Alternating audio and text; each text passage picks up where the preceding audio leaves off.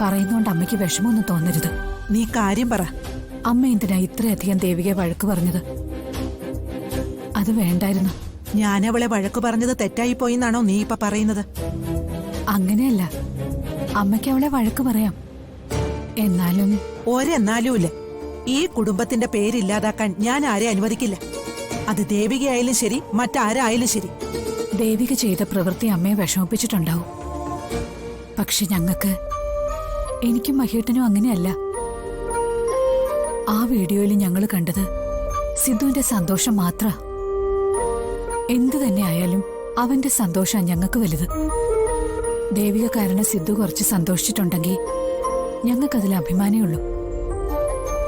ഇതിന്റെ പേരിൽ ഇനി അമ്മ ദേവികയെ വിഷമിപ്പിക്കരുത്.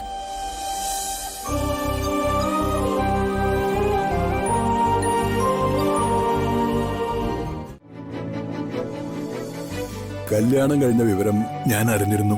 നന്നായി. ഈശ്വരൻ അറിഞ്ഞു തന്നെയാവും രണ്ടാളെയും കൂട്ടിച്ചേർത്തത്. കുട്ടനെ ഭേദപ്പെടുത്തിയെടുക്കാൻ ദേവികയ്ക്കല്ലാതെ മറ്റാർക്കും കഴിയുമെന്ന് തോന്നണില്ല. കുട്ടന്റെ ഭാര്യയാകാൻ ഏറ്റവും അനുയോജ്യ ദേവിക തന്നെയാ. എനിക്ക് എത്രയും പെട്ടെന്ന് കുട്ടനെ പഴയ കുട്ടനാക്കി മാറ്റിയെടുക്കണം സ്വാമിയച്ഛ. അതിനി അധികം കാത്തിരിക്കേണ്ടി വരുമെന്ന് തോന്നുന്നില്ല. മരുന്നെല്ലാം കൃത്യമായും സമയത്തിന് കൊടുക്കുന്നുണ്ടല്ലോ അല്ലേ? കൊടുക്കുന്നുണ്ട്. പക്ഷെ കുട്ടനിപ്പോ മരുന്നുകൾ കഴിക്കുമ്പോ ഭയങ്കര ക്ഷീണാണ് സ്വാമിയച്ഛ. അതെന്തുകൊണ്ടാണെന്ന് അറിയാനാ ഞാനിപ്പോ സ്വാമിയച്ഛനെ കാണാൻ വന്നത്. എവിടെ?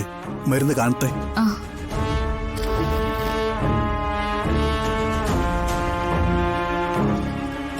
കുറച്ചു നാളുകളായിട്ട് ദേ ഈ മരുന്നുകളാ കുട്ടൻ കഴിക്കുന്നത്. ഇതിന്റെ ഡോസേജ് കൂടിയത് കൊണ്ടാണോ കുട്ടന് ക്ഷീണം തോന്നുന്നെന്ന് അറിയില്ല. ഡോസ് മാറ്റേണ്ടി വരുമോ? മരുന്ന് ഏതാണെന്ന് ഞാനൊന്ന് നോക്കട്ടെ.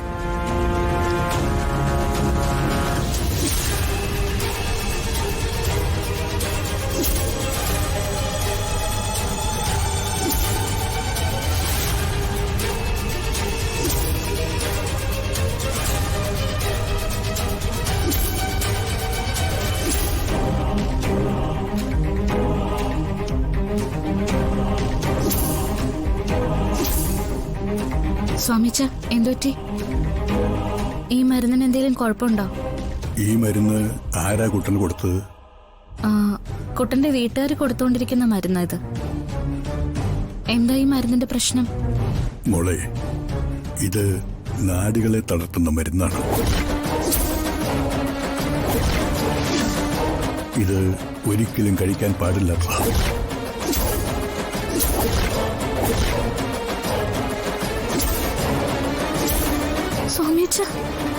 നാഡിയെ തളർത്തുന്ന മരുന്നായതുകൊണ്ടാവാം കുട്ടന് ക്ഷീണം അനുഭവപ്പെടുന്നു. ഇത് കഴിച്ചെനിക്ക് വല്ലാത്ത ക്ഷീണമൊക്കെ വരും. എനിക്ക് നല്ല മയക്കമൊക്കെ വരും. ഏതായാലും ഇനി ഈ മരുന്ന് കുട്ടന് കൊടുക്കണ്ട. അത് ദേവിക ശ്രദ്ധിക്കണം. അത് ഞാൻ ശ്രദ്ധിച്ചോളാം. ഇനി ഞാനിത് കുട്ടന് കൊടുക്കില്ല. പക്ഷെ ഇത്രയും നാൾ ഈ ഗുളികൾ കഴിച്ചതിന്റെ പ്രശ്നം കുട്ടനുണ്ടാവില്ലേ? പേടിക്കണ്ട. അങ്ങനെ എന്തെങ്കിലും പ്രയാസം ഉണ്ടെങ്കിൽ അത് മാറാനുള്ള മരുന്നുകൾ ഞാൻ തരാം. കൂടെ ഒരു ചരടും ജപിച്ചു തരാം. വീട്ടിലെത്തിയാലുടൻ അത് കുട്ടന് കെട്ടിക്കൊടുത്തോളൂ. ശരി സ്വാമിയച്ഛ.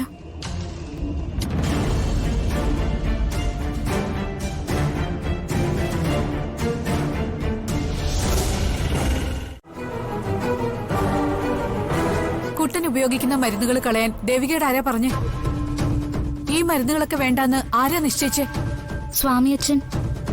സ്വാമിയച്ഛൻ പറഞ്ഞിട്ടാ ഞാനിതൊക്കെ ചെയ്തത്. ഓ, അപ്പൊ ഇവള് പറഞ്ഞത് ശരി തന്നെയാണല്ലേ?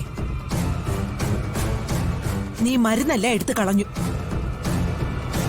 മരുന്നിനെ കുറിച്ചൊക്കെ നിനക്ക് എന്താ അറിയാം? അല്ല, എന്ത് ധൈര്യത്തിലാ നീ അതൊക്കെ എടുത്തു കളഞ്ഞത്? നീ ഈ കാണിക്കുന്ന അഹങ്കാരത്തിന്റെ അർത്ഥം എന്താ?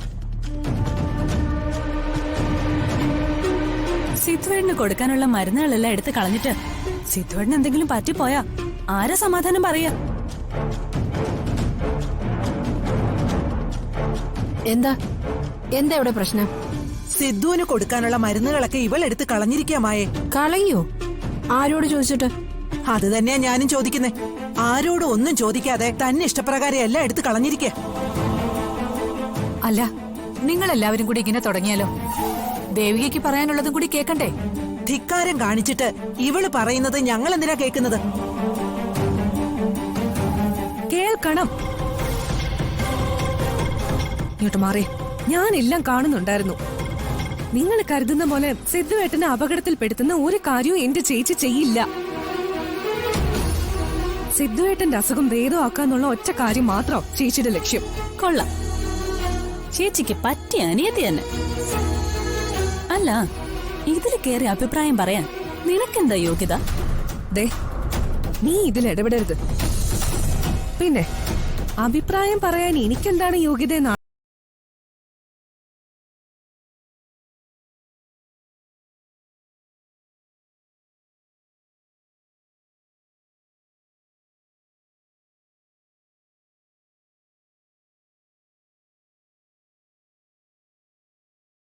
ഇവിടെ എല്ലാവർക്കും അറിയാം നീ എത്രത്തോളം മോശക്കാരിയാണോ അതുപോലെ തന്നെ മോശക്കാരിയാണ് ദേ ഈ നിൽക്കുന്ന നിന്റെ ചേച്ചി.